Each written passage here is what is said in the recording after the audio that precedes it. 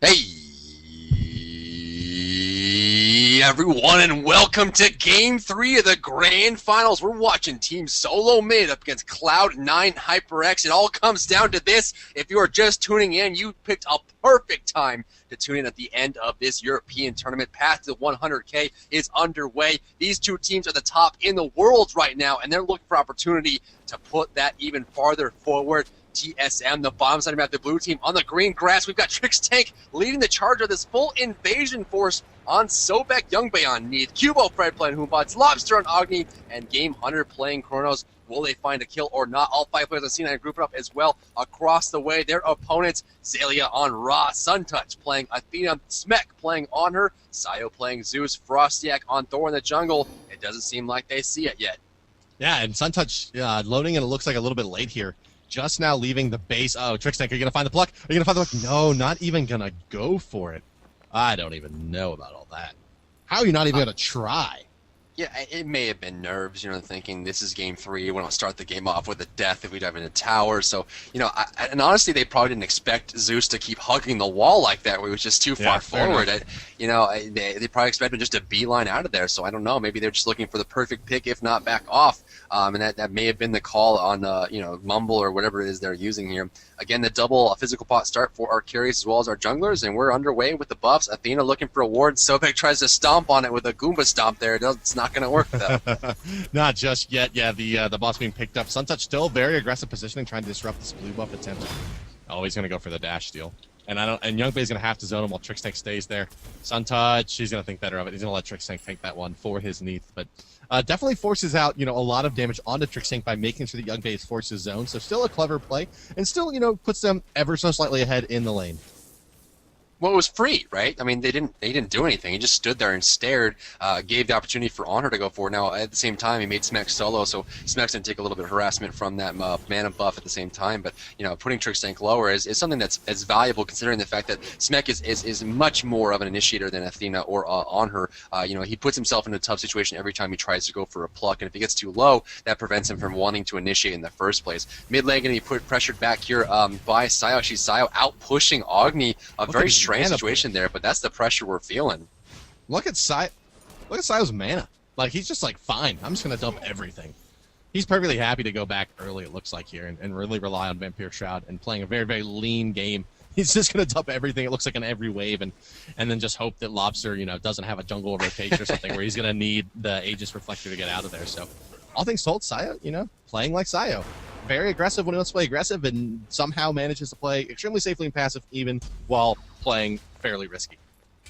Lobster kind of just free to let him do it here, kind of just hanging out, using really none of his mana, just basic attacks and flame waves with the combustion passive. Honestly, it seems like Lobster's even focusing on harassing Zeus more than he is even pushing the wave. He knows that, he's playing Agni. He's safe. He can push his back as much as he wants, and it's Zeus, who is more of a kill-based mid laner, looking for an opportunity to finish off Lobster if he steps out. If Sayo's low enough, he's just going to burst him down and take the kill there. There goes the detonate on the minions, going to push up the wave. We see Thor joining up on the mid lane. The mid camps are respawning. Hoombots and Thor are on their way. You can see them both, honestly, in synchronized fashion on either side of the map, making their way over the mid camps. This is very customary for mid and jungle to group up here for these mid camps. Left side might be contested here, but a lot of damage coming out from Hoombots as well as the Agni. The taunt does not come out there. Suntouch goes after the fact. Smek on the backside, no ultimates available, but Zeus' ultimate is available. Frostiak on his way over, but that was a little peculiar. Yeah, I want to say it was to juke the Agni Bomb, but I'm not sure if it was that or just, a little bit of hesitation on that play there. We haven't touched yet. On to the right side solo lane, where it is going to be Zalia's very dominant Ra going up against Game Hunter's Chronos. And Game Hunter certainly a very, very capable player in terms of being able to land these basic attacks, and Chronos definitely thrives on that. So if you're looking for this to be a pretty action-packed solo lane, don't say that very much, but these two gods certainly can do a number against each other. Chronos has a hard time getting a rewind out effectively with that Ra snipe. And Ra can get bodied by Chronos if he tries to run, but doesn't have the requisite move speed versus the speed up from Game Hunter. So all things told, it's going to be a pretty interesting matchup. And both of the junglers, Thor and Hunbots, are very capable of doing some serious ganks. In fact, speaking of the junglers, Frostiak was up in the air on the Thor first ult's going to miss, and he is going to fall back towards his side of the map.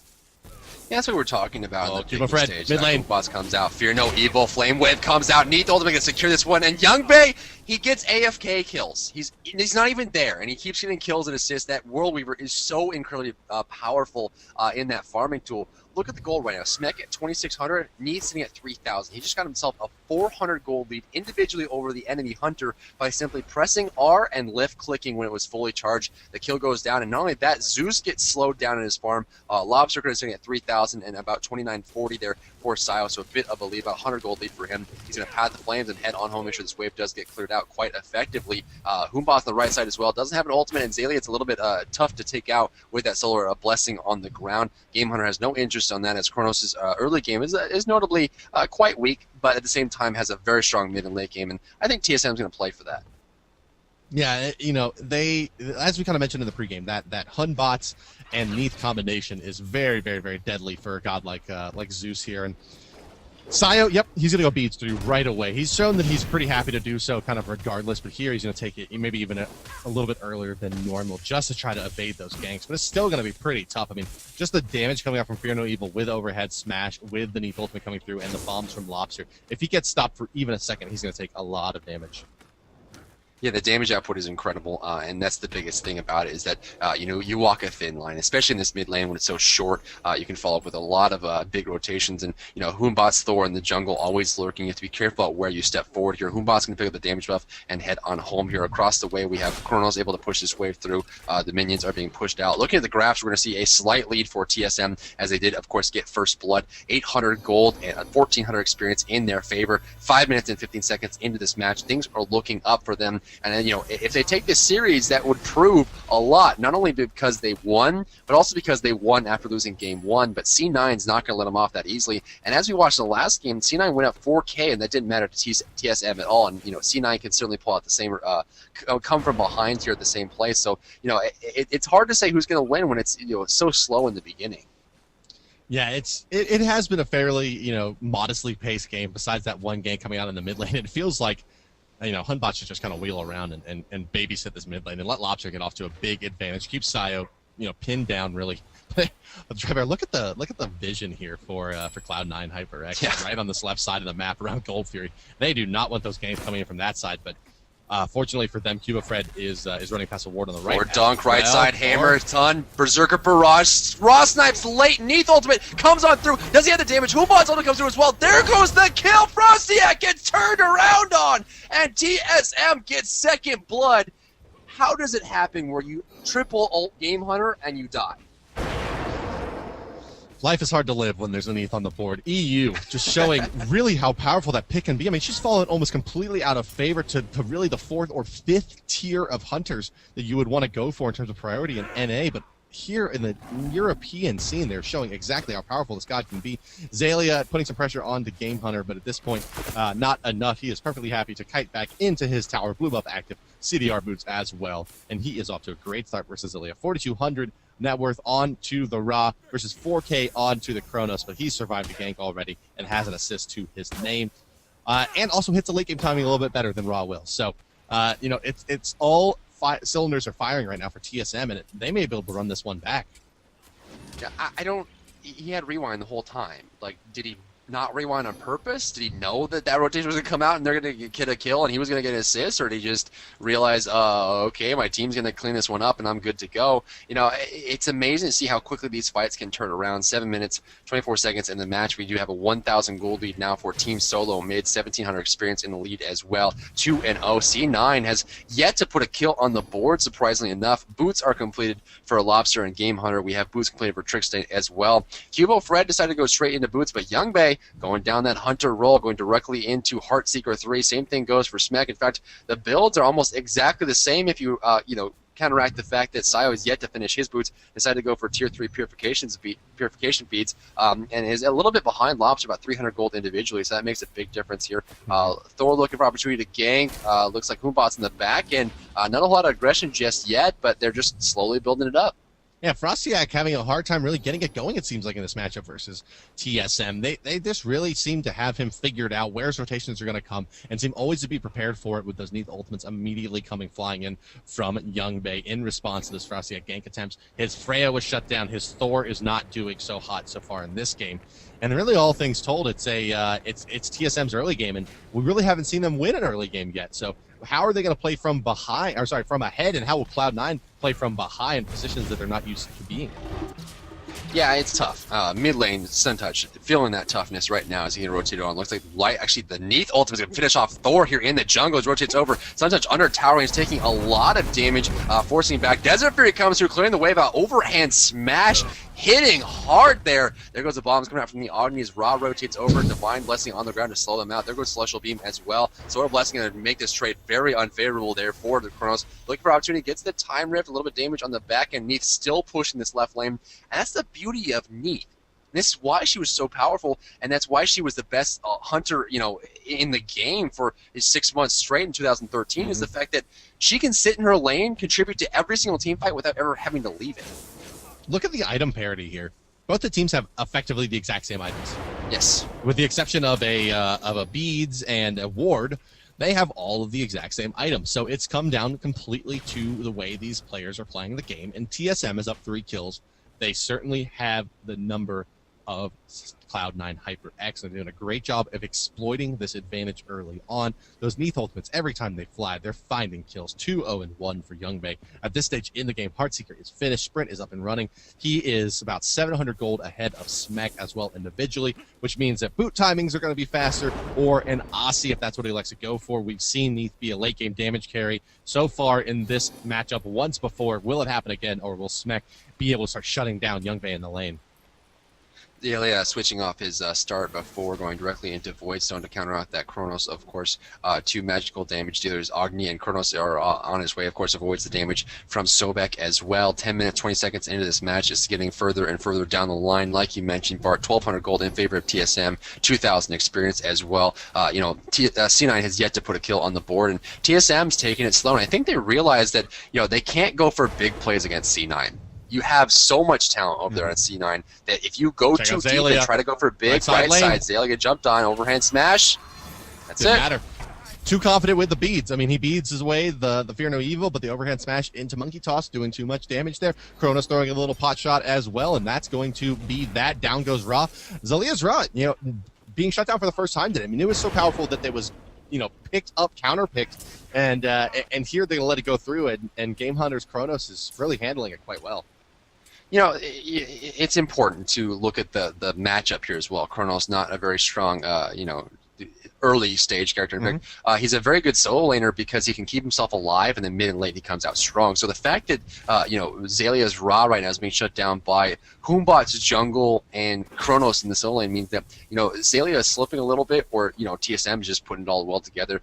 Infused Strike, of course, Humbot's passive allowing him to crit heavily there after using an ability, and he used that perfectly. Fear No Evil into it, overhand smash, Sacred Monkey to finish it up. Then the burst damage was far too much. Charge Fairy left lane, Suntouch trouble, gets rooted to the ground. Basic attacks coming through, trying to get away with Predator Strike. Desert Fury on top of Youngbae, not doing a whole lot of damage, about half his HP, but not enough. Neath ultimate coming out here, possibly, but it's not going to be enough for the kill.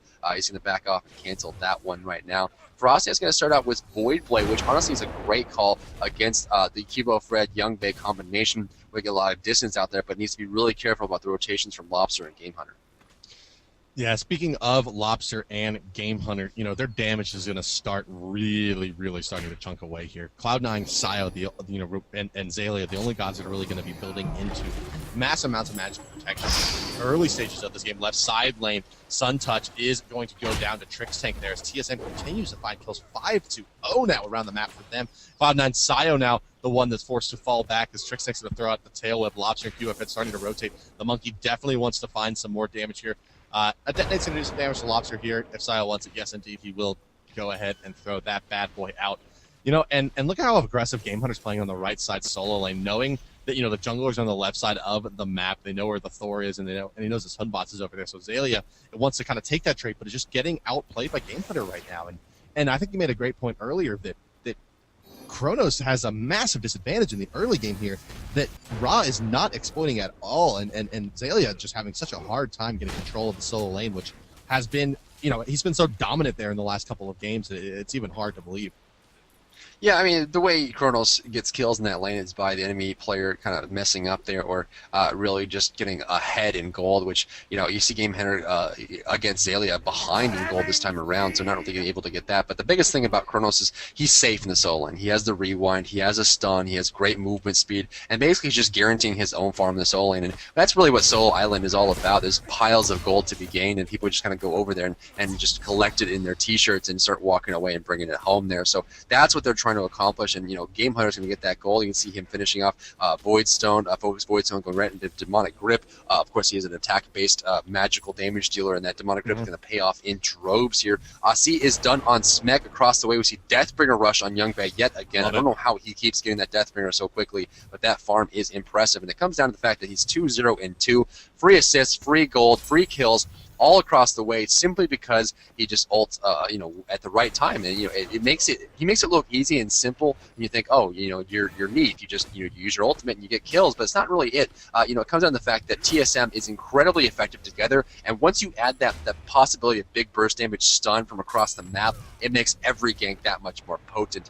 14 minutes and 30 seconds in this match, 5-0. Again, a huge lead for TSM, getting bigger and bigger. C9, this is what happens when you're up against good teams, is even if you're behind, you're not really all that behind in gold, but it could get bigger with this Gold Fury. Yeah, that's right. Gold Fury Tim coming out, starting to get low. Here comes the Zeus ultimate. TSM is going to secure that with the Hand of the Gods. Sun Touch still in the mix. Sayo gets a lot of damage out, but not enough to even secure a kill on a Trix tank. He was really absorbing the brunt of that there, so it's going to be a clean disengage for TSM, and they pick up a Gold Fury, yielding a 3,700 gold advantage, 5,700 experience going their way. And as you kind of noted in the pregame analysis, that this game is going to be really dictated by the pace the junglers set. And here, Cubo Fred is just really, really outshining Frostiak. He's making Thor look downright immobile compared to the ganks he's getting around the map. 5 kills he's been involved with, 2-0-3 for Cubo Fred. Frostiak 0-2-0 and down over 1,000 gold individually to the Hunbots. I mean, that's exactly right. You see the solo laners about 200 gold apart. The mid laners right now, it looks like they're going to be about 600 gold apart, but Lobster's been involved in a lot of kills. And supports are very similar.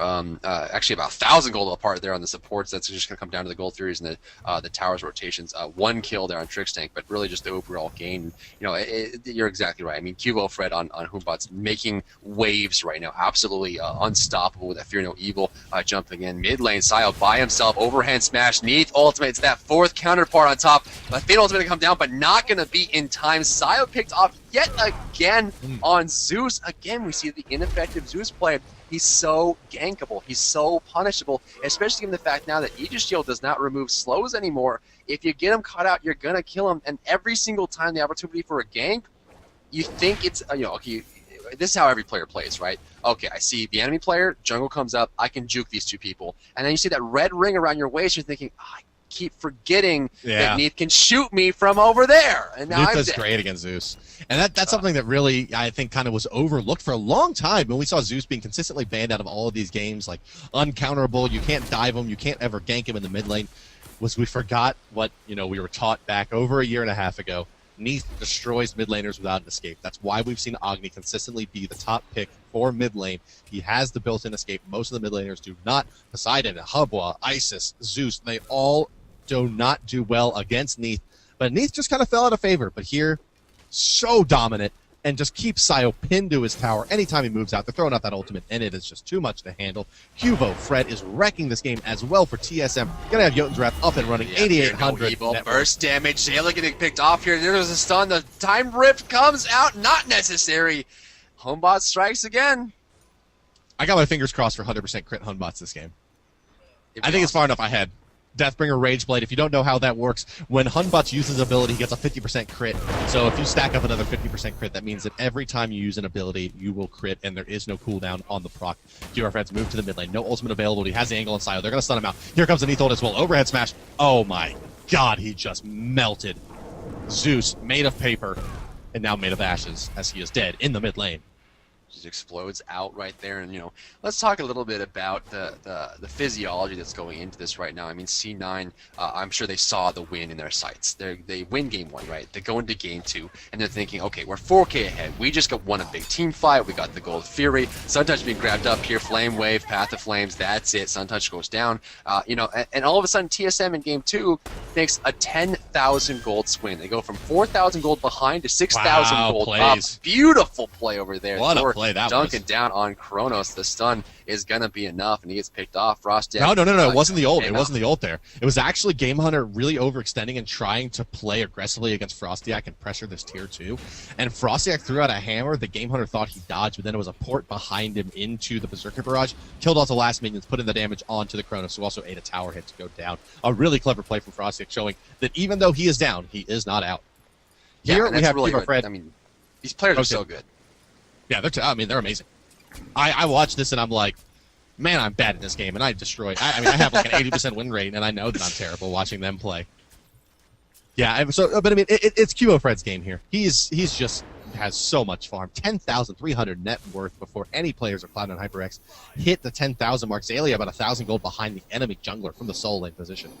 And when you look at who TSM has prioritized farm on, and you're talking about Agni being your 4th best farmer, and he's going to have a Rada Jehudi up and running here in about 3 minutes, and he's the 4th highest farmer on your team. Youngbei is a beast here. Speaking of Youngbei, there's going to be ultimate out on the side. They're finally using Defender of Olympus to help protect him, and it is going to prevent him from going down, but they're going to use an ultimate to counter Neath ultimate, and Neath can farm the whole time, or Athena has been repositioned. So all things told, TSM continues to put the pressure on to Cloud9 HyperX.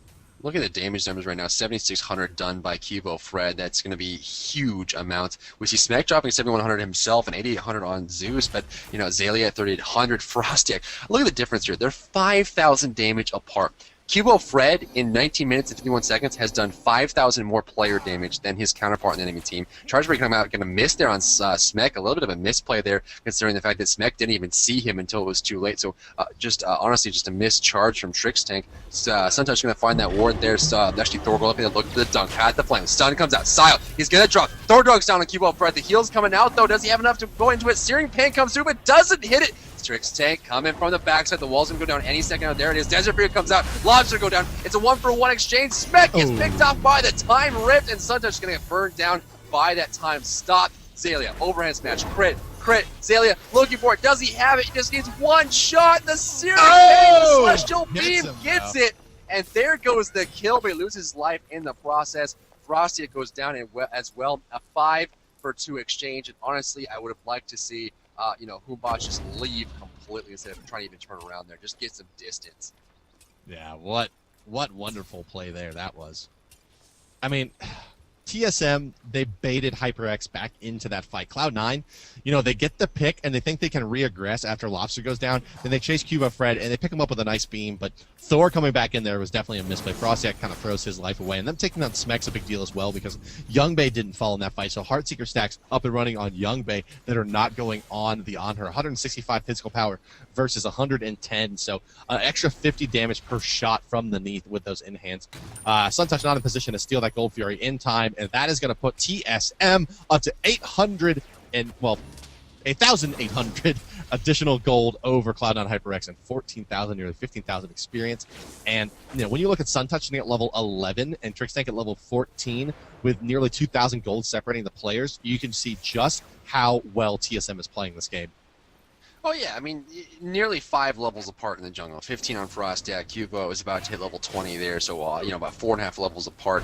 You see level 17 on the mid for Sayo. Lobster about to hit level 20 himself, and the experience is huge for TSM right now. It's turning out to the point where TSM, at 22 minutes no longer needs experience because everyone's about to hit level 20, which is phenomenal right now. Polynomicon has been completed by Game Hunter. Youngbei has added Malice to his collection.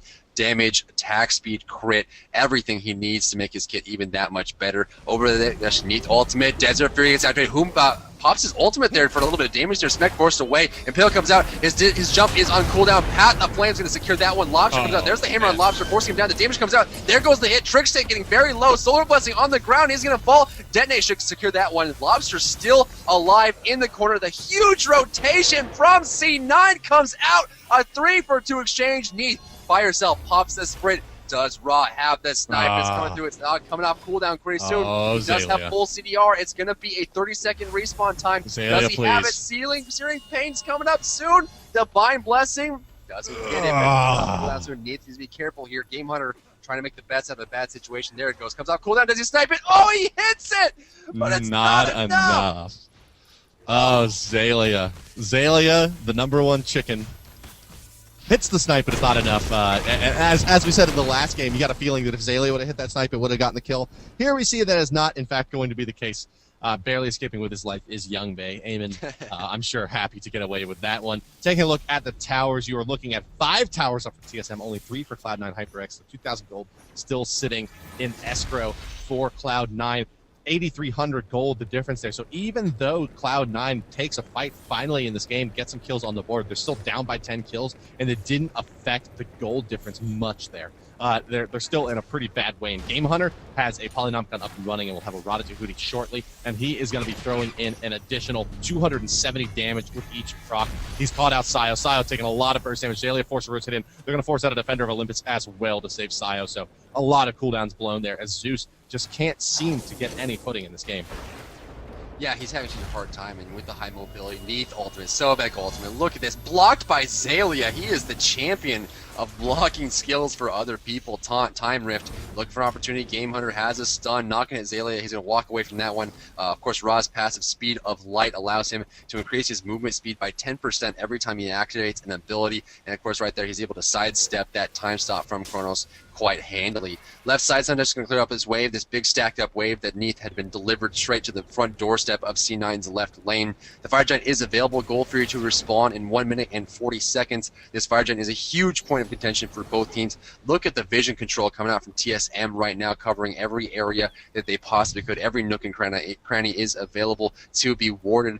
Some good coverage from C9 as well. In fact, they have both sides of the mid camps, which actually haven't been covered yet by TSM. The Rod has been started here by Sayo, and Tier 2 has been picked up by Azalea, but honestly, I mean, the Rod's done on Lobster, started up here by Game Hunter even. The gold, like you mentioned, is still very much in favor of TSM, and C9 needs to keep making those small plays, but if they commit too hard to one big fight, it's going to be hard to win an open field against TSM when they're this far behind. You know, I don't know that I can agree that Cloud9 needs to make the small plays to get back in this one. I think they have to make big plays. I think it's a time now where they need to start playing risky. They got to play high risk, high reward, because they're too far behind on Frostiak. The Thor is just paper thin, so anytime he initiates, and you can look, he's already committed to Hand of the Gods 1 right out of the jungle. He's not going to have that Aegis beads available to play that Pon style of Thor, where you're just basically an initiator going for full work after this build with beads Aegis. And now they're going to be forced to fight into TSM's Fire Giant attempt.